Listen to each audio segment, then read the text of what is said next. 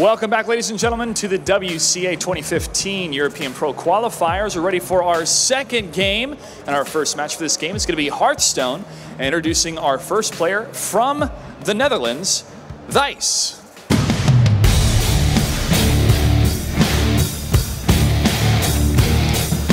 Welcome, Thijs. Now you have a sordid history for Hearthstone. Why don't you go ahead and introduce yourself and your past experience with Hearthstone so far? Yeah, well, I'm Thijs from the Netherlands, as you said already. I played a lot of Hearthstone tournaments recently. I was pretty new in the eSports scene, but yeah, I'm quite known now in the Hearthstone scene. And yeah, I'm really excited to play here in the WCA qualifiers. I hope I can make it. All right, well, welcome and congratulations on making it this far. Let's go ahead and introduce your opponent. Joining us from the Czech Republic, StanCifka. Hi, StanCifka. You're making a name for yourself in the world of Hearthstone as well, but tell us a little bit more about your past experiences in tournaments and esports. Yeah, I'm quite new in Hearthstone. I have history in other card games like MTG and poker, and nowadays I'm playing Hearthstone. I'm really happy to be here and looking forward for a great tournament here. Now, you guys have a bit of a past as well. You beat him last time you guys played. Are you ready to take him out again? There's no easy opponent, and Thijs is very tough to beat, but I will try. Thijs, you looking for some revenge? For sure. No, it's going to be a good match. We both know each other pretty well, and it's going to be a good match. All right, gentlemen, please shake hands. Okay. Good luck and have fun. Let's start the match. All right, guys, WCA European Finals. I'm your host, Nimsh, for Hearthstone Tournament. And I'm joined here by Aquablood, who will be my co-host. And oh man, I'm so excited for this match. We got a good match, and those two guys so humble, you know, a lot of respect for each other, especially Thijs. You know, he says he's established his name in esports, in his esports career, whereas Stan, you know, he's an up-and-comer, but he's been really making some noise in the scene so far. I just want to see some BM from those players at some point, you know, like just StanCifka saying, yeah, I won versus him once, I can beat him again, like why not? But in Hearthstone, like, everybody is really tame. And it's cool, like, it's like a family atmosphere, like we're in a tavern, you know. But on the other hand, those players here are playing for the invites and for some good money as well. Yeah, there's a lot of money on the line, and the invites, which are probably the most important part of this qualifier, having the opportunity to go to China. And both these players have been to China before to play Hearthstone, so I'm sure they'd want to go again and show what they're made of. Well, they're actually pretty similar with what they did in the past, because we knew Thijs for just qualifying through everything and just winning all those really like large qualifiers. And he qualified for the EU versus China qualifier, same as StanCifka. Thijs won DreamHack Bucharest. StanCifka won DreamHack Bucharest as well. So they're like the DreamHack winners fighting it out right now at WCA. Let's talk about the format though. Like what do we play here? So we got a round robin with all the players, and the players will be competing for points almost. So the top players of the round robin will go into the winners bracket, and that pretty much guarantees them a chance to go to China. Whereas the players who fall short in the round robin go into the lower bracket, where they will fight for a spot to China. So one player will actually go home with nothing at all. Is it like the first time we are having round robin in Hearthstone? I'm not sure if everybody is familiar with the format. Basically, everyone plays against each other, and it's not like we are going to have them play for fun, because at the end, as you said, there is the upper bracket and the lower bracket, and we'll have one big loser. Like, one guy is not going to China. He is here at Gamescom, and we have those four amazing players. We have Thijs, we have Stanislav, Life Coach, and Kolento, and one is just going to be the big loser. And on top of that, he's not even getting any money. Yeah, he's going to go home with nothing. You don't want to go home from this event and say, I lost it all. You want to go home and you want to tell your friends, your teammate, your family, no, I'm going to China. I'm representing Europe in China. I'm going to go and show the Chinese scene what I'm made of and what Europe's capable of. And all these players are going to want to go back. Apart from, Life Coach is the only player who hasn't been to China yet. So this is an exciting opportunity for him as a world-class player to go over there and show the Asian community what he's capable of. Yep, that's certainly true. All right, so we have the hands from those players already. Game 1 starts right now. And we can kind of guess all these decks already. We have Thijs on the Patron Warrior, and we have Stan rocking the mid-lock, Zoo-lock, whatever you want to call it, but mid-range Warlock. And this is surprising because we were kind of reviewing the decks they were using in the qualifier, which was 2 weekends ago, and Stan was playing some very heal-heavy handlock, and now he switched completely to a different archetype. Yeah, I think that's a great idea, actually, to switch your archetype for the tournament, because Thijs is a guy who really studies his opponents. Like, he goes through all the past matches and he tries to see the pattern and then counter the pattern. But here, Thijs is really prepared for StanCifka, but StanCifka changed the deck. So how is he going to react now?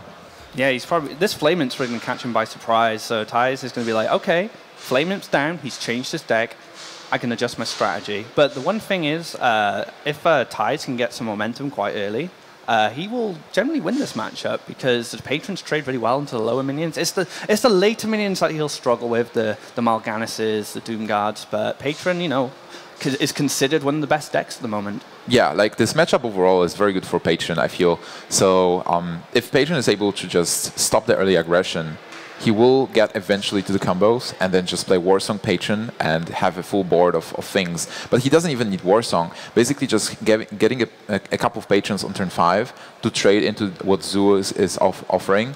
It's a great strategy and you can just win there. But for the Zoo to win, you have to have an opening like StanCifka. Just you have to have the Nerubian Egg, you have to have the Flame Imp, and Imp Gangboss early as well, because Imp Gangboss is so terrible late game versus Patron. It just provides him with infinite patrons, almost. It's the same with Implosion as well. Implosion's a really strong card, but against Patron later on, it just gives them more fuel for them to start their Patron combo. And like you said, he's going to need a lot of early pressure to pressure this warrior, so he just has to react to everything that StanCifka's doing. But it looks like Thijs is looking pretty decent. He's got a lot of card draw, and that Emperor Thorson is going to play a major role in how the momentum's going to switch when he gets access to 0-mana Whirlwinds and be able to swarm with a big Patron board. Yeah, but there's a huge turn coming from StanCifka right now. Power Overwhelming to kill Acolyte and only give 1 card to Thijs, followed up by a Imp Gangboss as well. So he's getting a 4-4 on board and a 2-4 that can spawn Imps. And at this point of the game, when you don't have the Patron yet, like Whirlwind is producing more minions. Turn 4 is an important turn for Patron to start dealing with the pressure of these mid-locks. The Death's Bite is so important, and unfortunately, Thijs doesn't have it available to him. So he's got to find another way to kind of stop the pressure from StanCifka here. So I think what he can do is basically he has 2 plays, I believe. He can play Gnomish Inventor. He knows that he's going to face like 6 points of damage, but Gnomish Inventor is a body on board, and he picks the Death's Bite as well from the draw. Basically just using his mana as well. For the next turn, he will have Whirlwind. He will have Armor Smith, possible Execute on a 4-4. Yeah, he drew into a good option there. That Death's Bite we were talking about, very important, not only just for clearing minions, but starting the combo off. It gives you an opportunity on turn 5 to maybe spawn 2 Patrons, because you get the Whirlwind effect from the Death Rattle. So it does open up a lot of options with the combo, and it will start dealing with the pressure of Stan. So Stan here has some kind of clunky options here. Big Game Hunter not really going to do a lot, but Patron's not really running Grom anymore or Dr. Boom, so it's not a bad play, but you probably want something else from it. Stan is in an awkward position. Like a tempo BGH makes sense. He had to kill the 2-4 because of Battle Rage. Like you want to deny a possible another card draw for Patron this early in the game. So killing it was inevitable. But on the other hand, he has to pressure. He has to have those minions on board. So BGH was the only way. For Thijs though, well, do you really play Death's Bite, or is there anything better you can do here? Because with Whirlwind Taskmaster Execute, you might deal with 2 minions at least. Whirlwind Taskmaster, like you said, opens up more kills on the board, but the problem is he's probably weighing up, does he want that for his combo? Is his combo more important than dealing with some of these minions? And it looks like he feels that the Death's Bite might be the better option here. He does have a Battle Rage available to him as well, so he can draw some more cards. He's got a lot of stuff going into the next few turns, which will help him win the game. So maybe he's just taking a step back, playing a bit more patiently, and he does actually drop the Execute. So he deals with 2 minions there and has a Death's Bite set ready for next turn. I like it. He was able to deal with 4 points of damage with that 1 Execute, and that's exactly what you want. Also, he has Death's Bite ready for the next turn with the Whirlwind effect and Whirlwind in his hand. On the other hand, for StanCifka now, this doesn't look great. You have this Bane of Doom. You might even consider using Bane of Doom on your own Imp after the attack. or you might just tap, and then you have the Haunted Creeper that you can play. So it really... Oh, and Gangbos. So he opts to tap it. That's interesting. So Doomguard was a bit clunky there. You might throw it. Bane of Doom can just swing the game out of control. It's a very random card, but if it gets stuff like Mal'Ganis, or say like a Pit Lord or something, it's just so powerful. But then it could get a Blood Imp, and then you're like, oh man, I don't want this card for 5 mana. That's true. That's why he opted to tap, because just risking the possible Blood Imp, or even, you know, like a Void Terror being a free vanilla card not doing anything was too risky at this point. You also need to consider what Bane of Doom will bring out, which will interact with the patron board as well. If he brings out something like a Mistress of Pain, that's 2 patrons off that card, so you've got to be really careful going into these later turns against patron. But Thijs is a bit slow at the moment. He's had to deal with Stan's board, so he hasn't had much time to develop his own stuff. But well, he can go with like Aqualite Armorsmith or Armorsmith Thrilling Berserker, and obviously Whirlwind. So like a weapon attack into the 1/2. Getting the spiders, there's first Whirlwind that kills just an imp, but then he has a Whirlwind in hand as well.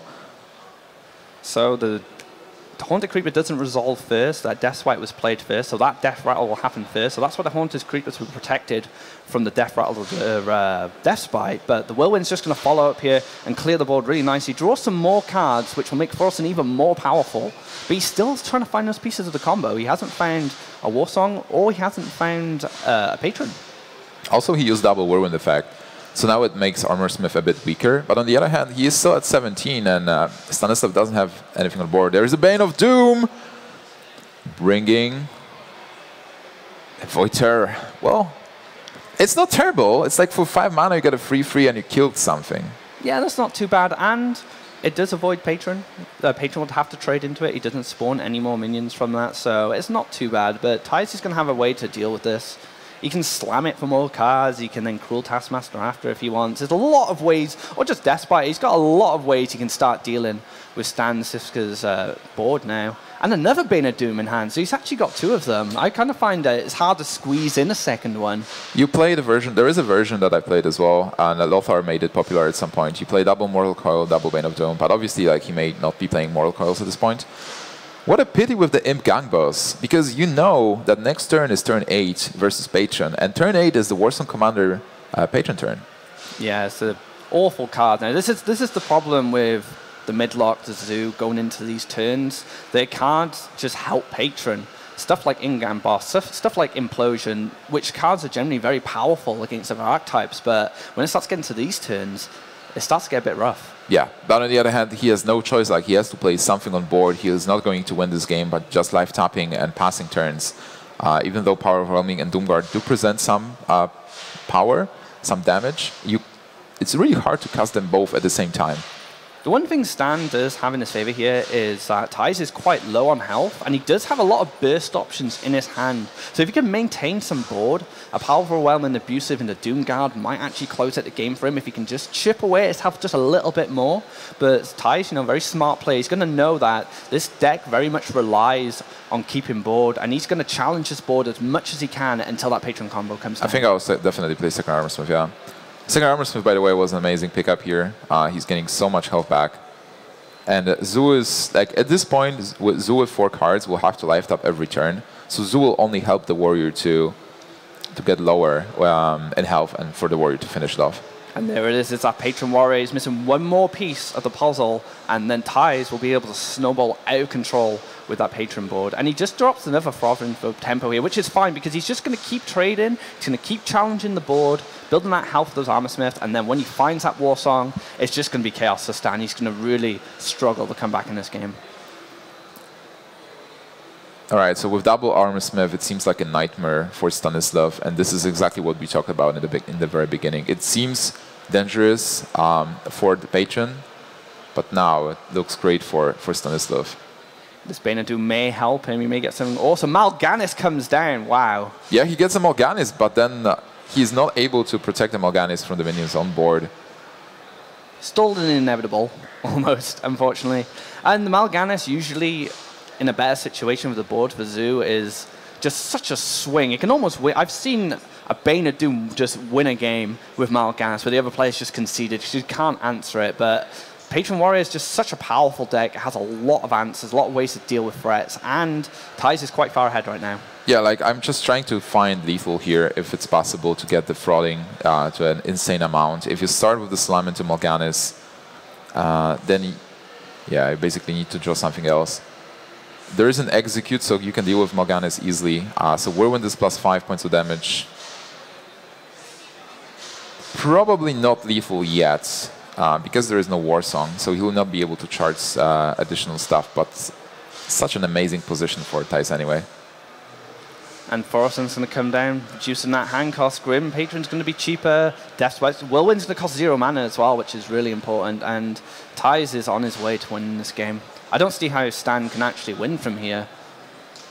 They're like small sequencing misplay. He could get 1 more armor, but it doesn't matter at this point. He's in a great shape. He knows that he won this game. I was talking about how Stan could use some of this burst in his hand, but look how much health he's gained. 11 extra health on top of what he had, so he just not only took the life lead as well, he also took the board lead, and you just can't do that. Double Armor Smith is deadly. Like, seriously, versus aggro decks, when opponent plays double Armor Smith, it's so hard to deal with it because you have to kill Armor Smith first. And when you kill Armor Smith, not only you're wasting 4 points of damage, you're also giving him armor. And the worst case scenario, like if you have to attack into twice, it's even more health. And if there's double Armor Smith, how do you deal with that? How do you use all your bursts? So really well played by both players. Like StanCifka really tried to do something in this terrible matchup for the Zoo. But he like missed turn 4, like he had to tap. He wasn't able. On 5 he had to tap and play Haunted Creeper. That's no pressure at all. And Dark, like the first Bane of Doom didn't bring a good demon as well. So he was lacking pressure. He wasn't able to go to pull through with the Zoo deck. But Zoo deck actually has a lot of great matchups outside of Patron. So I think he still has a chance to get a good win with it. And for Patron, it's hard to say if there is a bad matchup. Like the Handlock is a bad matchup. But I'm sure Thijs is really happy that this wasn't a handlock, that it just was a Zoo for. But Patron can still win the handlock matchup. I've seen Patrons deal 40 damage from hand with Robin Berserkers against handlock. I saw it recently in a tournament. It's just insane, the reach of that deck. But it's out the way now. Patron's gone. Thijs has won with that deck, and this is Conquest format, so Stan can be happy that he's not going to see that deck again in this series, at least. And he can start moving forward and thinking about the other decks that Thijs are bringing, because we actually don't know what decks they're bringing, so it's quite a surprise to us. Patron is not so much of a surprise. You kind of expect it these days. But we were kind of predicting a bit of a handlock coming from Stan because he'd been using it recently. From both players, actually. Yeah, because we've seen in the qualifier, both players played almost identical lineups. There was double handlock, some differences, but both players brought the control deck. There was Hybrid Hunter from both players, and both players played the Patron list with only 1 card difference. There was like 1 Unstable Ghoul and 1 Taskmaster.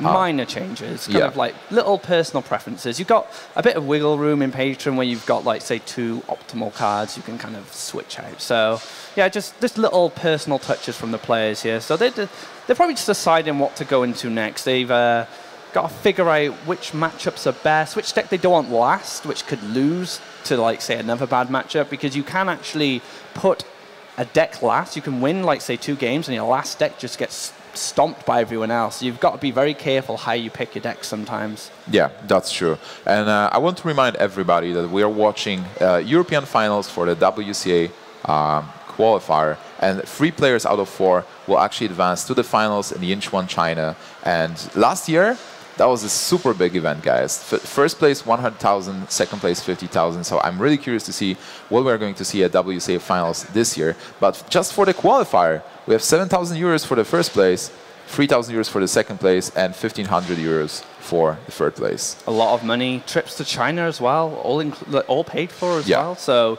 you get a free holiday. A bit of work involved, of course. You've got to play some Hearthstone. But if that's your job, that's an awesome job to have. So these guys are going to have an opportunity to go to China. But there's that one guy.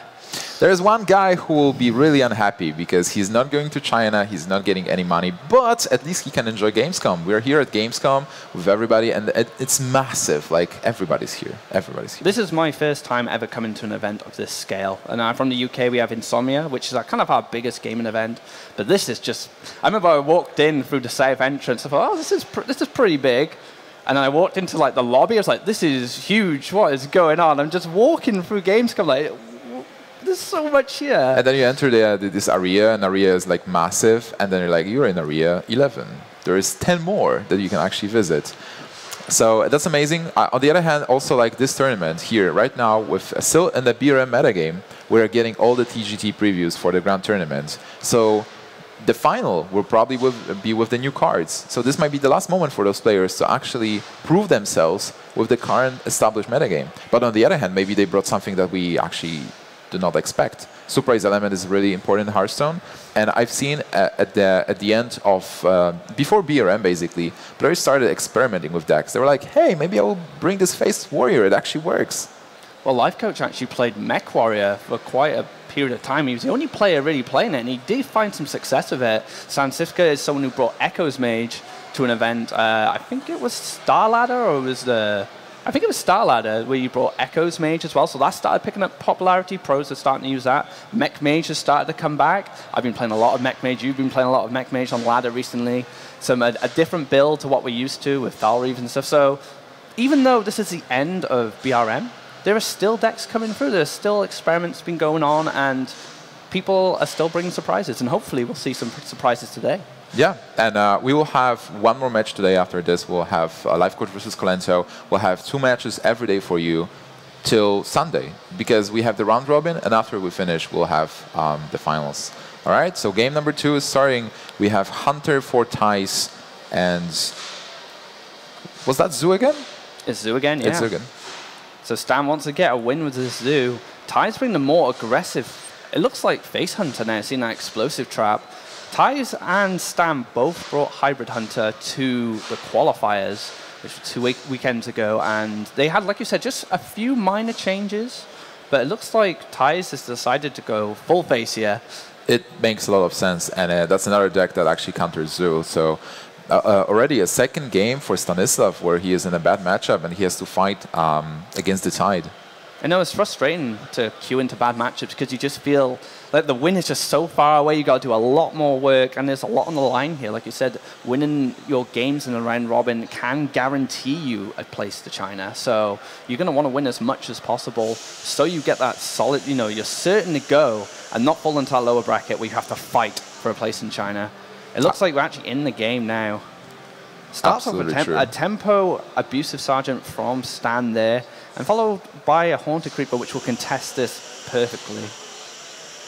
Yeah, that's well played by Stanislav. This matchup is so bad that you have to be aggressive as a handlock. You have to raise the Hunter, and you have to assume you're playing versus Face Hunter more or less, because that's the worst case scenario for you. And he does play aggressively. On the other hand, for Thijs, what do you think about this hand? Explosive. There's a lot of spells. Yeah, Unleash the Hounds is good in this matchup generally because of Implosion. The Zoo player is going to need to Implosion something eventually just to clear it or just keep the tempo. So Unleash the Hounds plays really nicely into that. Explosive Trap also deals with it as well. So he does have answers to some of the aggression Stan can put down. But this is stuff you kind of want to draw into later as you start getting more. You want minions first and then draw into this stuff. So perhaps like a Knife Juggler would have been better there. He would have been able to trade better. So yeah, it's okay, but it's stuff you want to see a little bit later, I think. I think I like it, actually. Like, those are the cards that are why this matchup is so good for Hunter. Because the Zoo tries to build up a board, and then you play Explosive Chop, and they have to attack. So they lose some part of the board. I agree that you maybe don't want those cards on like first 3 turns. But 4 or 5, I'm super fine with those cards, and you can get a lot of value there. And history repeats itself here. Stan playing a tempo BGH again on turn 3. It feels so bad, right? Just to play the tempo BGH again, but this is what you have to do. He has Implosion, but this Implosion will only hurt him. And Thijs has a response to it straight away and puts on the aggression. And Stan, when he when it went into turn 3, I could see him just shaking his head. He looked really frustrated when having to do the exact same play. A really weak play for a Zoo player there. I felt like Stan needs a Void Caller right now. Maybe with a Void Caller into that Implosion and Mal'Ganis, that could have worked, but he's also getting a 2. Like, this is a mental blow. Like, it doesn't matter at this point because Thijs can easily deal with it. Well, it actually matters because he doesn't have to use Hounds or Explosive Chop. He can basically trade in the Spiders and have a Burrow on board. And Amisha actually gives him an opportunity to go face here if he wants to. Oh I would just trade here, though. I think trading's better, right? Yeah, if you trade, this board becomes unbearable for StanCifka. What does he have in his hand that can deal with Amisha right now? Nothing at all. He's just using Implosion. Bane of Doom, even if he drew it, wouldn't do anything. So he has to start fighting for board again. I agree. And the aggression starts from Thijs. He barely has any answers. Speaking of Bane of Doom, it shows up again. But it's not a way he can respond. He has to tap here. You don't want to tap against the Face Hunter. You just open yourself up to losing faster, which is unfortunate for him. So what can he do? Stan looks really frustrated here. There is not much you can do, and even if you just wait, like, okay, so you can Bane of Doom into Mal'Ganis and then play another Mal'Ganis, and that can possibly help you. If you get a Void Caller, and then you can tone up the Void Caller and the Nerubian Egg, that's some taunt wall you can put, and you still have that Mal'Ganis in your hand, so it's a possibility that you just get it from the Void Caller. But like this turn, just Creeper. I think I like the egg here, actually. It's just thinking, you want to start building up a defense. If egg gets popped after you abusive sergeant it, at least it can challenge the Misha then. If you play the Haunted Creeper and it gets and you Argus after, it doesn't challenge. You have 2 taunts after that. Yeah, that's true. So I think like decision was close. Like overall, I also lean to the egg because if you top deck a Power Overwhelming, you can have a really great use. But the problem is, right now, there is a secret, and he doesn't know what the secret is. It might be Freezing Trap, so it stops the egg. The thing is, Stan doesn't have enough information on Thijs' deck at the moment to really know what secret this is. And if he remembers the qualifier, he doesn't attack, he thinks it's freezing. He hasn't, unless you reveal Explosive quite early, you can mistaken this for Hybrid Hunter. They're very similar, there's only little changes. And it's usually the traps and the high mains that make the big difference. What do you think about... Okay, so how much damage can Thijs deal here with... He's so much damage if he wants to unleash. Stan burying his head in those hands, seeing all this damage coming forward. And he has an opportunity here. Well, it's interesting. He can fight for board, but I think I just like... Yeah, I will go face. Going aggressive here, because Stan's behind. He can do a little bit of trading here and there, but you might as well just go face. He has basically 6 points of damage remaining here. If you deal 6, you put your opponent at 12, and you have explosive trap set up as well. So he just puts the Argus out of reach of dealing the Misha. So he's trying to force the Nerubian... what are they called? The actual popped ones? I don't know. Nerubian Weblord. Nerubian Weblord. I always just remember Egg and the 4/4. The Nerubian. So he's trying to force the 4/4 to challenge it, but he might actually bait the Argus going into the Misha if he thinks it's Freezing Trap, and then he'll be surprised. Then you'll have to trade 2 minions in. Unless he uses Bane of Doom. Unless he uses the Bane of Doom. So here we go. He thinks it's a Freezing Trap. He's testing the trap. All right, so now he knows it's explosive. And the PM comes out. Oh, man. Like, yeah, you thought it's a Freezing Trap, but it's not. You can bring Zoo and try and trick me into thinking it's Handlock, but I'll just bring Face Hunter. And if he gets a Blood Imp... Another Mal'Ganis! He gets another Mal'Ganis, that's pretty good. And the Sorry comes down. Does it save him? It doesn't, but... 2 Mal'Ganises? That's still like a lot of damage that Thijs will have to put into the Mal'Ganis. And if he survives the next turn, then he has another Mal'Ganis on 9. Oh wait, with this might be really close to lethal or lethal even. He doesn't have all the mana to like play it, but like Zuka has 3 points of damage and Unleash the Hounds is 3 points of damage. So you can actually deal with the Mal'Ganis and put more pressure on. Yeah, easily. So how much damage will it be? Plus 3, 4, and possibly 7. 7 damage outside of killing Mal'Ganis. So he deals with that quite easily, and again stands on the clock. But if Stan can sustain one more turn, he can put the other Mal'Ganis will cause quite a few problems to Thijs because he's just used some of his bursts to deal with the one from the Bane of Doom. So if he can sustain this turn, Stan might be able to turn this around. Oh man, he got a Doomguard. That's so bad at the moment. Like, he needs to kill the minions, and then he knows there is an explosive trap. Thijs still needs to find another card to be able to finish him off here. He's only got 4 damage. He can leave the explosive up. He has an Anish. Oh yeah, so he needs 1. He basically needs 3 minions to be on board to win. No, he has 6 points of damage. That doesn't finish the game, but still, he has the explosive trap, and he can just put him at 1. But this is going to give Stan an opportunity to come back with the Mal'Ganis. And he'll be able to pop that trap safely as well, because the trap won't affect his life total. So he'll be able to deal with some minions on board, but the threat of lethal from the trap will be taken away. So Stan will have an opportunity next turn to be able to sustain. Yeah, actually, Stan is not dead yet. So this may be really interesting. Like, Thijs will be looking for some more damage, some way to kill Mal'Ganis at that point. I think you have to play Pilot Shredder into this board, because that's a minion that contests the board and gives you a bit more time if you need that time. I think Thijs is being a bit greedy here. He just wants to finish him off as quick. He wants to be able to finish him off next turn, but little does he know that Stan does have that Mal'Ganis. Is he going to put him down to 1? I like putting him to 1 because he will not be able to tap. So you only give him a chance to top deck, and you don't want him to... Well, he will not tap into Mal'Ganis, but like, you don't want him to tap overall to get like a ninja heal bot, I don't know. Or maybe Void Caller. Like, if he taps on 9, he would possibly get a Void Caller, Void Terror into Mal'Ganis maybe. Things are looking good for Stan now. Yeah, he is on 1, but he's still alive. So right now this Pilot Shredder will have to do some work. Hero power blocked by the power of Mal'Ganis. Stan could win this.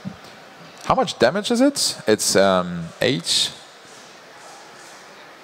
11, 20 points of damage with the Doomguard in hand. That's... no, wait. The Nerubian will die, so it's less. 7, 16, plus 7. That's it. This is lethal. Yeah, Doomguard should be able to close that out. Does he see it? Knife Juggler even has an opportunity to throw another 1 damage. 23 points of damage. He just has 23 points of damage here. But he doesn't know the trap. So, well, he should expect explosive. Is there any possibility of anything else? Like, he tested for freezing. He tested for snake. He attacks minions. He's tested for snipe as well? Yeah, now he's off, by the way. Like, now he can't finish this. So he actually missed lethal and gives Thijs a chance to come back. Thijs just needs an owl now. Yeah. Owl and he wins. Or quick shots into something.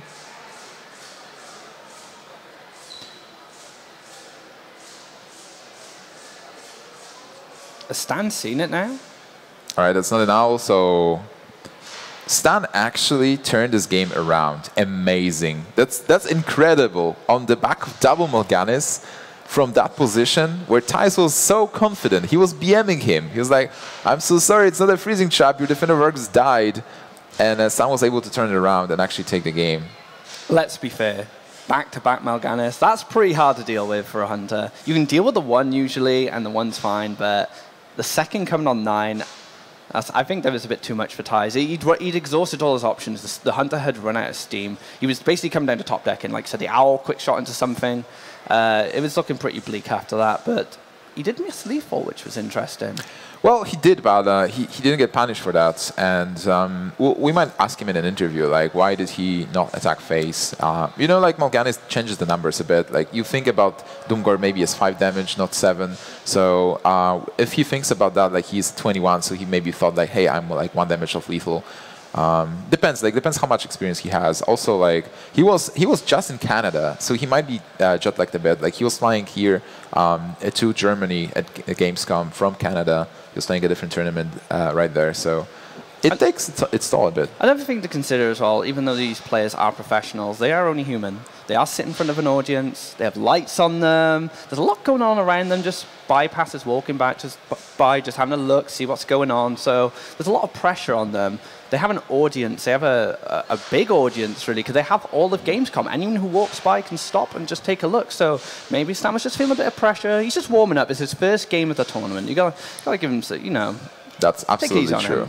And game number 3 is actually starting right now. We have Thijs playing Handlock versus Stanislav's Paladin. And they're surprised. Mid-range Paladin. That's a mid-range Paladin. Who plays that? Well, no one anymore, apart from Hawkeye, maybe? Hawkeye was playing a bit of mid-range Paladin recently. Another thing to consider in Thijs' hand is a Void Caller. Yeah. Molten Giants, Void Callers. I've seen a build like that. It's really good versus Patron. You are running Void Callers, Mal'Ganis, and Jaraxxus as well, and you run like Handlock cards. So it is a very interesting build. I'm really curious to see how it works versus Paladin. So Stan's rocking the mid Paladin, which has fallen off in recent times. Aggro Paladin became very popular after DreamHack Valencia. The Dignitas boys running that to success. And yeah, that picked up. That was kind of like a go-to aggro deck. But we see Stan here with the mid-range, which is considerably weaker. But as a mid-range deck, it has its strengths. You know, it can trade well, it can sustain well. The problem with Paladin, especially mid-range, it doesn't have a lot of reach. Finishing off the game can be quite hard. They are running a Blessing of Kings. Like one Blessing of Kings is a possibility. Also, a big advantage that mid-range Paladin has right now is that when you play versus Paladin, you have to mulligan versus aggro deck. So you prioritize different cards than you would versus mid-range. And it gives him a bit of an edge when there is a surprise factor, and I'm sure Thijs didn't expect a Paladin from StanCifka. But this is what's been going on from the start of this series. They may have predicted Handlock, he brought 2, and then Hybrid Hunter, he brought Face Hunter, and there we have Thijs playing Demon Handlock, and we have mid-range Paladin. So it's a lot of surprises, and these first wins in these round robins are usually quite important. They start your momentum. Your surprises are gone after this series. All the players will have all their surprises exposed, unless they 3-0 some. Well, no, even if they 3-0 someone. So there is some merit, if it comes down being 3-0'd, that you don't show all your decks. You keep them secret for the next day. So a lot of mind games going on with these players at the start. I like that. They're trying to not be predictable, and this is what you need to do to become a pro player. Yeah, absolutely. And this turn was also interesting. Like I was looking what you can do from Thijs' perspective. He went for the Void Caller to get a Demon because he didn't have anything specific that he could do, and just playing Ancient Watcher to prepare for Shadow Flame didn't feel that great. But on the other hand, he has double Molten Giants, which will be huge in this match. On the like from Stanislav's perspective, like from Thijs' perspective, this deck looks like aggro. It just missed a 1-drop, and then it follows up with standard aggro cards. Yeah, again, he's holding back information. Just based on what he hasn't played yet is when stuff like Leon Hand, Sludge Belcher comes down, Thijs will go, okay, this is mid-range Paladin. So, and again, Stan kind of suffered at not having enough information last game where he tested that freezing trap. So, again, the mind games are still whirling. They're still trying to figure out what each other are playing. And at the moment, like you said, this looks like aggro. And you've seen a Demon as well, so Stan's going really aggressive here as well. So he might not expect some Molten Giants to be flying around soon. Oh my god. If he will not, he can attack phase. It doesn't matter that much, because right now, Thijs will be just able to attack into the 2-2 and then Shadow Flame and get one of the prime demons he has in his hand. He wants Mal'Ganis, but Jaraxxus isn't that bad. Jaraxxus is a big body, can trade into a lot of stuff, and it will usually require an equality to deal with it, or just lots of trading, which the Paladin does want to do. They want to out-trade you, so Jaraxxus is not too bad, actually. Yeah, but would you prefer Jaraxxus or Mal'Ganis? Mal'Ganis. Okay. Yeah. Well, actually, Mal'Ganis is very exposed to Big Game Hunter, but there's Giants to follow up, so it wouldn't be too bad. And now, surprise, surprise, it's like a surprise turn for both players, because Thijs having Jaraxxus, Stan is like, oh wait, this is not a zoo, so this will be the Demon Warlock. And then Stanislav playing Sludge Belcher, Thijs is like, wait, this is not aggro. So we have a different game right now for those guys. Just trying to figure each other out. And the Giants here are going to be a big surprise, I think. I don't think you can play two of them. You have Jiraxxus already, and there is, like, after Belcher, you have to expect equality. Mid-range Paladin does play one, maybe two sometimes. Do you remember how many equalities Hawkeye was running? I don't, but one was kind of like the trend for quite some time. But players of these caliber, they try and bait stuff sometimes. I mean, 2 Giants here is not too bad because he has the mountain to follow it up, and he potentially has another mountain. I have seen people cut in 1 mountain in some of these demon hand lock, whatever you want to call them, lists. And he does have a Mal'Ganis as well, so he still has a lot of heavy hitters coming. I think this requires a lot of courage. And like looking on turn 6 Paladin, it's most of the time equality consecration. But it might win you the game. If there is no equality, Paladin will have trouble with this. Maybe Aldor Peacekeeper can help, but Stanislav doesn't have any of those cards in his hand. So he just continues with the aggressive approach. And there is no heal for Thijs. But he does have a Taunt Enabler. So Thijs actually took a risk here. Like you said, he played into the hands of Quality Consecrate. And his risk paid off. He's going to have 8/8s here. He's going to be able to taunt up the 3/12 as well. And that's just a nuisance more than anything now. It just trades into some of the lower stuff that stands available. So Thijs, although he's on 5 health, he might be able to secure a win soon. Yeah, I feel like Thijs is in a better position now. Stanislav needs equality. Like, if Stanislav picks equality, he just wins. Because he has equality into Consecration, into weapon attack, which will be enough. But if he doesn't get equality, if he never gets equality in this match, he will be in trouble. That's a lot of damage coming his way, and Thijs just kills him in 2 turns. So the Drake comes down. He can taunt up the right side if he wants to now and protect his Giants. Yeah, it's 16 damage coming. Oh, he's fine to throw 1 Giant away if he needs to. So what's Stan going to do here? Is the equality there? Oh man, it's so close, is it? No, it's not. He actually needed equality. Basically, with no equality, he has no way to draw cards. This does not stop the Giants. He can't even kill 1 Giant here. I think Thijs played really well here. Taking that, I think that risk was worth taking, and it's really paid off. It's going to win him the game here. And Stan actually concedes. So Thijs takes the 3rd game. Very risky play, like I said, played straight into Quality Consecrate, but it paid off. I really like that style of play from Thijs. And that's a big thing, because Thijs lost to StanCifka at Vigame House Cup 3, so he's looking for revenge, as we heard in the interview, and he really wants to win in this big tournament. So he feels confident, he looks relieved, and he just needs to win one more game with the last deck that he prepared. Face Hunter. That's the Face Hunter that lost, yeah. So Face Hunter going against a mid Paladin. That's a good match. Yeah. It can go either way. It's not like 100%, but I think like Face Hunter is favored in that matchup. You just have Unleash the Hounds, you have so much burst, and if you get a good starting hand, you are able to deal a lot of early damage, and Paladin will need specific cards to stop you, like Zombie Chow into Shielded Minibot. Like Master is weird, because when you Master, you can maybe get even more damage because of Unleash the Hounds. There is Explosive Chop. So I think overall it's a good matchup for Thijs. But well, we have the top Hearthstone players in the world competing in this tournament. So maybe Stan can turn it around. It's gonna, like you said, it's gonna come down to those key cards. Anti-Killbot is one that really swings it in the Paladin's favor. But the thing that, hang on. We're talking about Face Hunter here, and that's a high main. This means this will be a hybrid. We were talking about Face Hunter, but you know, what's the difference? It's just Savannah high main.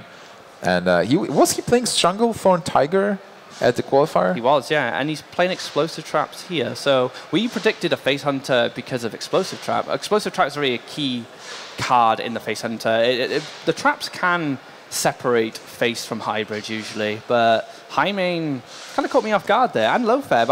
It looked so aggressive in the previous game. It also had Pilot the Shredder actually, so let's call it aggressive hybrid hunter. Super aggressive hybrid hunter. And there is Blessing of Kings for Stanislav. Like it's funny how the card got back to the metagame. It was useless before, and suddenly people started using it because they realized it's a good card. I remember people were kind of experimenting with it at the start of GVG when Paladin really took off. Mid-range Paladin got a lot of power from GVG, especially at the start. And then it kind of fell off, and then the aggressive Paladin started coming in, and it was a really good burst option, like Safe Sea Deckhand, Blessing of Kings, 6 damage burst, really nice. Something Paladin struggled with sometimes finding that burst. So it's nice to see it back in mid-range, actually. And we see an equality, so he definitely has one. I bet you wish you saw that last game, though. Yeah, equality was the key card in that game. But in this game, though, it still plays like a face hunter, and Lothep might be a great card because if there isn't lay on hands, he will stop it. Now the big question is, can Thijs actually kill Stanislav before he is able to get Tyrion and before he's able to get the board back? But I think he's doing pretty good. He's already below 20. Turn 4 coming up, he's going to have another Wolf Rider. He has a Wolf Rider available to him. Could draw something like a Haunted Creeper and just hero power. That could be pretty good as well. So a lot of burst in hand, and the Lothep, like you said, will lock out that healing when he needs it. Oh man, that's perfect on curve. That's just free 2 points of damage. And he will have minions, so Stanislav will have to trade into it. Stanislav basically needs a Defender of Argus or some taunts, and he needs to draw into heals. Do you think Stanislav has any way to raise this Hunter with the burst cards that he has in his hand? I don't think so. I mean, that True Silver definitely helps, and the Blessing of Kin definitely helps, but Hunter's so fast, it's really hard to race Hunter sometimes. Only a few decks can really compete with Hunter in a race. Rogue is one that can race a Hunter, and sometimes that's the general strategy you take with Oil Rogue, just race them. You've got a lot more burst potential on them, but Paladin is not one of those decks that can do it, and Thijs has a lot of burst in his hand, and these hero powers are just playing into Unleash the Hounds. By the way, I just want to throw out that I think with this turn you can also Unleash the Hounds because it's 4 damage for free mana, and you will always be able to cast a Wolf Rider for free mana. For Unleash, Stanislav can start playing around it and just limit the number of minions. And with this play, if Stanislav plays True Silver, there's only, and he picks up Lothep as well, but if he plays True Silver and just trades into his minions, there's only 2. So Unleash the Hounds value is actually getting lower and lower. So maybe that was the thing like Thijs could do. He gets that 1 extra damage, which is always important. 1 damage is big in Hearthstone. 1 damage is the difference between winning on 1 turn, and if you didn't find, if you could squeeze that extra damage, you just win quicker, and then you could lose the next turn. So it may make a difference. Maybe not in this matchup, but in some other cases. But like you said, Unleash the Hound loses value. He starts trading now, so he loses damage on this Unleash the Hounds. Yeah. I was thinking about True Silver, but it seems like a Pilot Shredder turn. Is Pilot a bit slow? Is True Silver, you gain some health back, you put some pressure on the Hunter? Like, what's your game plan going into winning this match? You're already on 14 health on turn 4. So basically, because you got Lothep, you might take a risk and play a card that will provide you with the burst. Blessing of Kings is nice as well because he starts racing even more. And because he didn't play the True Silver, he can still use the weapon and deal 1 damage. Now playing Lothep into it is super weird because you are just going to lose it to a 5-5. It's just going to trade quite cleanly there. He does have Wolf Rider and Hero Power, so that puts on more pressure there. 5 damage, you know, closer. And Hunters can deal 8 to 10 damage quite easily sometimes with the right cards, quick shots, kill commands, so it puts a lot of pressure on Stan. He just probably feels, and he throws a weapon in as well, putting down to 6, so a lot more pressure. Stan's got to be able to react to this and sustain. He might be expecting Belcher, and that's also a reason why he probably kept Unleash the Hounds. If he gets a kill commands, then kill command will be able to deal more damage with Unleash the Hounds in his hand because that's a beast that needs as an enabler. There's a great tragedy here. The weapon was used, and then the Ooze finds his way to Stan's hands. It's just not going well for Stanley at today. Well, he got double Mal'Ganis. So like, I wanted to say Stan is unlucky, but overall, I think it was even more or less the karma is coming back to him. He got double Mal'Ganis off 2 different Bane of Dooms and then played a Mal'Ganis after. So he's played 3 Mal'Ganises in this series alone. Right now, Stanislav is thinking, is there any way that Thijs is going to kill me when I'm at 8 from 6 mana and hero power? He needs 6 points of damage from 4 mana, and that's not even a Leroy. That would be like a web, not even a web spinner. That's some fun kill command there.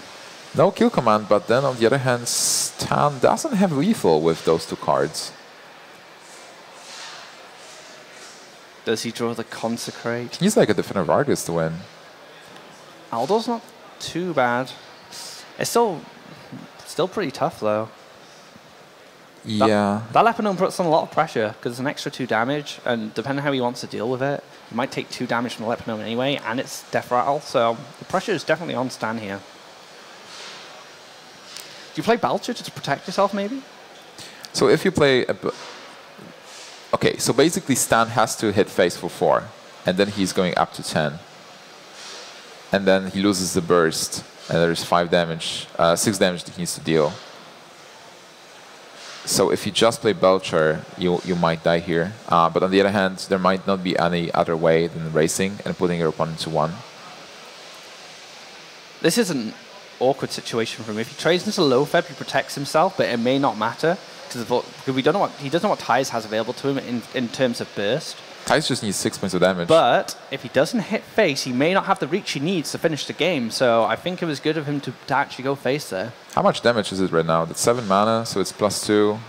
It's 6 points of damage in face. But on the other hand, he will die to the 5/5. So Thijs needs to trade. Can he even kill? Okay, he basically... No, he can't deal with the 5/5. No, he has no way to deal with it. Like, even if he creates 4 dogs, he's not able to go for the 1/2. He's 1 damage off with dealing with 5/5. Oh, wow. So StanCifka is actually taking this matchup, and another very hard matchup for him versus Hunter. This Hunter does not work for Thijs. No, it's been letting him down so far. But one thing with Stan, he's composing himself more now. He's almost a different player. He's changed the way he's playing. He's found his comfort zone almost, and I like that. He's more calm, necking that Red Bull. You know, he's getting that energy. He's ready. He's ready to win the series. Whereas Thijs has to find a win without Face Hunter, and we don't know what Stan has left. Yeah, we haven't seen his final deck, and I just want to mention that Stan is one of those players that really likes to eat a lot and drink water during the tournaments. He is a pro at other games, so he has this tournament experience. He knows how important it is to stay focused, stay nourished, stay refreshed, so that you only focus on one game at a time. And like we were saying earlier, he's just come back from playing Magic, so he's jumped from one card game to another, so yeah. A whole different set of mechanics of rules, cards, metagames. So it's very talented people to be able to jump from different games like that. And it looks like it's the Hunter Mirror. All right, so the match, Thijs versus StanCifka, is going to get decided by who plays Hunter better or who gets a better Huffer. Who is faster as well. That was another thing to take into account here. And generally, the faster Hunter wins. And Thijs is playing a faster Hunter. He's playing Lepanomes, whereas we just saw a Web Spinner from Stan. Double Web Spinner actually even. So it seems like this is a mid-range. Like, you do not play Web Spinner in a hybrid or the face version. So when seeing Web Spinner, I would expect mid-range Hunter, which means this is the Hunter with Houndmaster, a double high main, and... Dr. Boom potentially Dr. as well. Boom possibly, yeah. But we have no information on this. And the same with Thijs. Thijs probably knows this is mid-range just from that one drop. That gives a lot away. Unless he's playing some crazy mind games or he's just running like Web Spinner in this hybrid. But it's very unlikely. We see a freezing trap as well. So this is most certainly just good old standard mid-range. I feel like this is an amazing opening for Stan. Curve, Web Spinner, Haunted Creeper, one of the best minions in the matchup, into Animal Companion. For Thijs, it's terrible. It's terrible. Like, you want to be the aggressive one. You want to be playing those 2/1 minions into stuff, but he's forced to play a secret. Forced him to play very reactive. Thijs, like, Hunter is a class that takes the initiative. They don't like to play that reactive. Mid-range Hunter can, and he gets the Captain's Parrot, actually. That's a terrible card from the Web Spinner. Also, Leok is not bad here. Might force and unleash the Hounds here with a coined Abusive Sergeant to deal with this Leok. I think you have to. You have to basically kill everything you can, and then you will be left with with a 2/1 into the 1/1. So again, another reactive play from the face. Well, the more aggressive Hunter. Thijs wants the initiative here, but he can't seem to find it right now. Stan's in control. and has to get rid of the coin here. That could have been a nice turn 5 high main, but... I think that's actually important that there is a high main for Thijs, because if Thijs goes into more mid-range battle, he has that high main. Stan doesn't have anything big yet. He has the freezing trap, but Quickshot is not great. It's a good removal card, but it's not the body he wants to have on board. Hammaster is a fantastic card. Going to create a big wall here. 4-6. 4-6, he can even just go aggressive a bit. And a 4-3 on top of that as well. And if he forces a kill command or an arcane gauntlet at Thijs, again, playing reactive, not taking initiative. So Thijs, again, will fall behind. Stan is looking really good here. I've been discussing the Hunter matchup with you yesterday, I think? Or like maybe with one. Oh no, I think I've discussed it with Thijs maybe. And there was the sentence that whoever, like in Hunter Mirror, whoever starts trading with minions loses the game. It's like you have to continue going for face, because there will be always trading, but somebody will be ahead, and the player who is ahead is going to win, because they do have kill commands, they do have quick shots. So Handmaster is just great. The only decision is, do you attack into maybe the 1-1 to deny the beast, or do you just put 4 damage to face? I like putting 4 damage to face here, because the Abusive Sergeant will be able to trade in with the kill command anyway. But it does clear the board, so and there is a merit to it. As well. Yeah, there is a merit to it as well. So again, another kind of awkward turn here. Thijs does have the option of Glaive Zuka Abusive. I think that was the correct play, by the way, because if you kill commands the Leok, then you can kill the Handmaster as well. And with this, he basically stopped that completely. Oh, that's true. Very smart from Stan. So Glaive Zuka Abusive will be enough to clear, but he does leave the Houndmaster alive. I don't think he has much choice here. That play kind of set it up to protect the Houndmaster. And not only that, I quite... What do you like that abusive glaive? I liked it very much, because you are left... You're left with a 2-1, and you can attack with the Glaive Zuka to face. So you start putting pressure. You have a 2-1 that he needs to do something with, and you can finish Handmaster with Glaive Zuka next turn if you choose to. And yep, that Glaive Zuka's going to go to face. The race is on. Thijs finally gets some momentum here.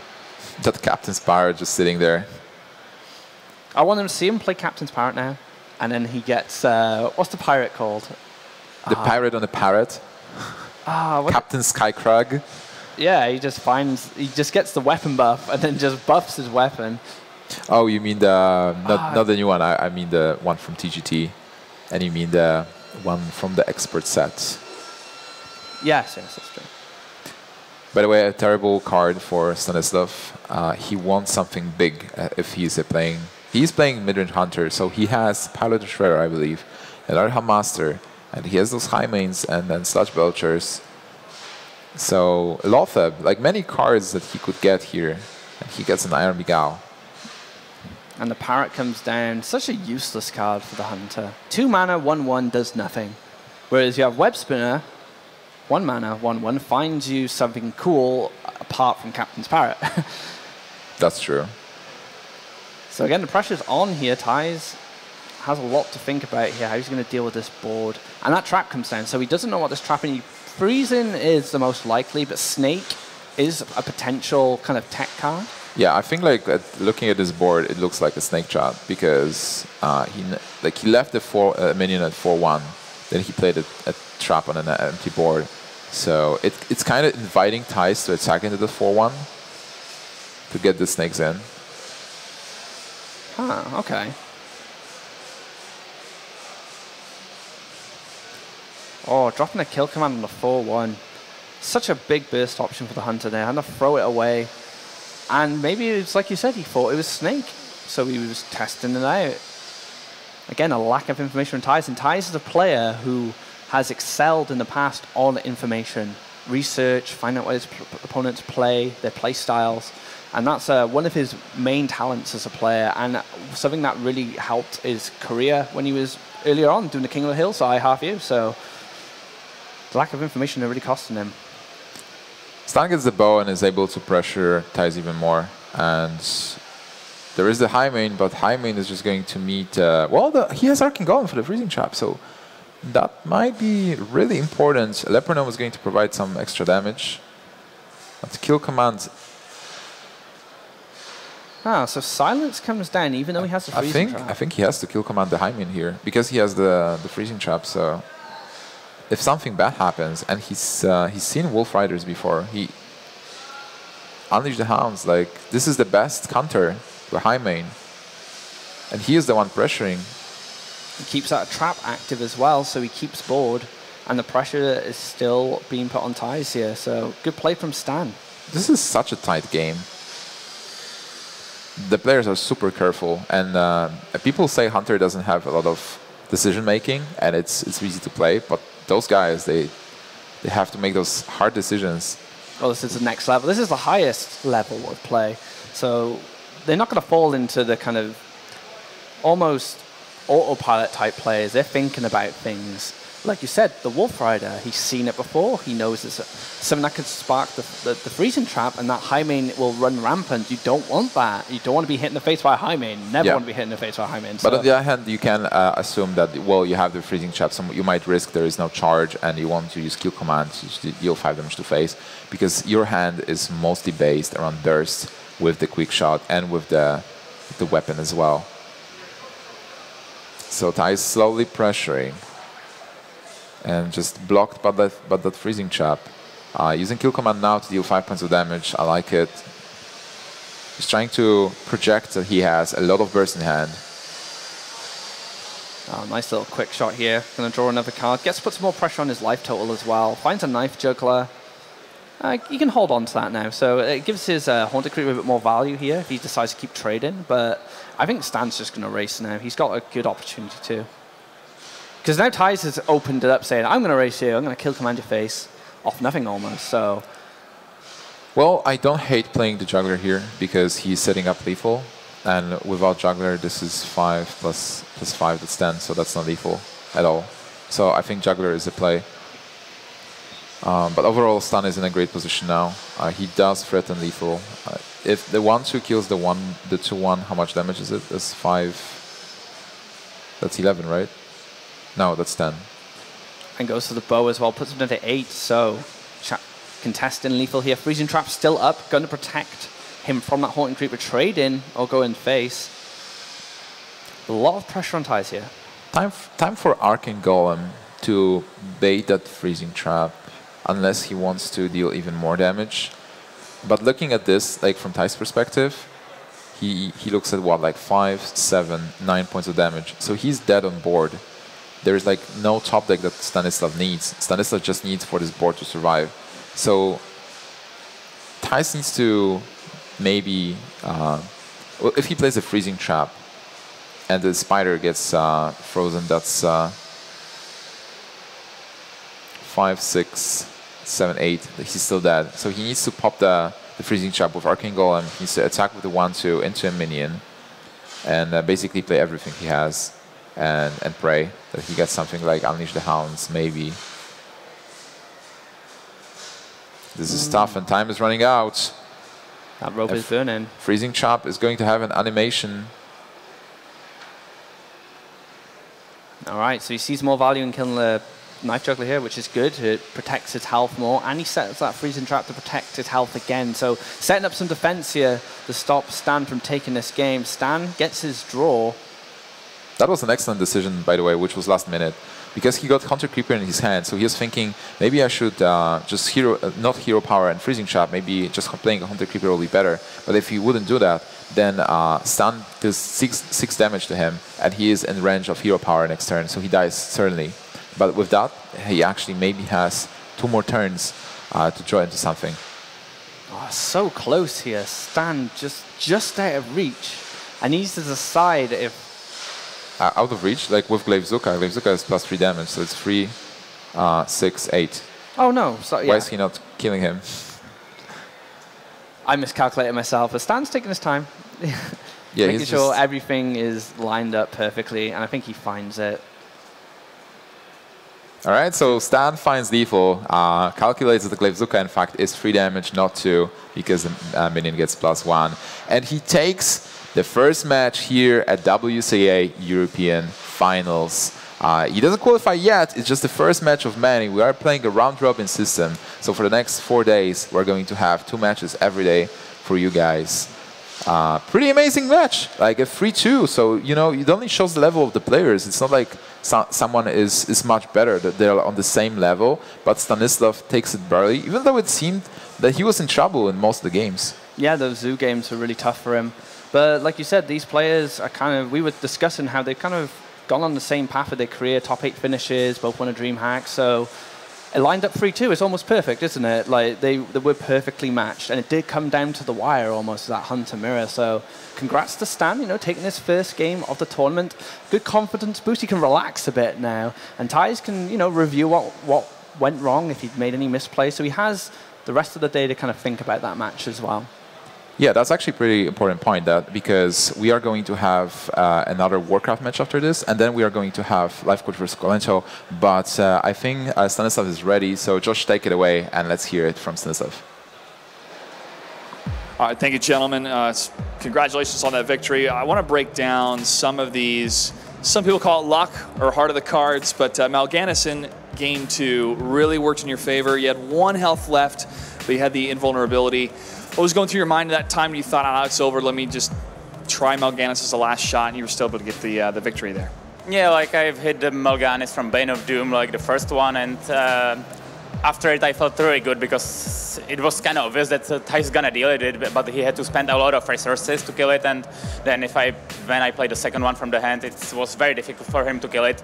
Obviously he could have some owl or kill command, but yeah, I was in very good spot after it.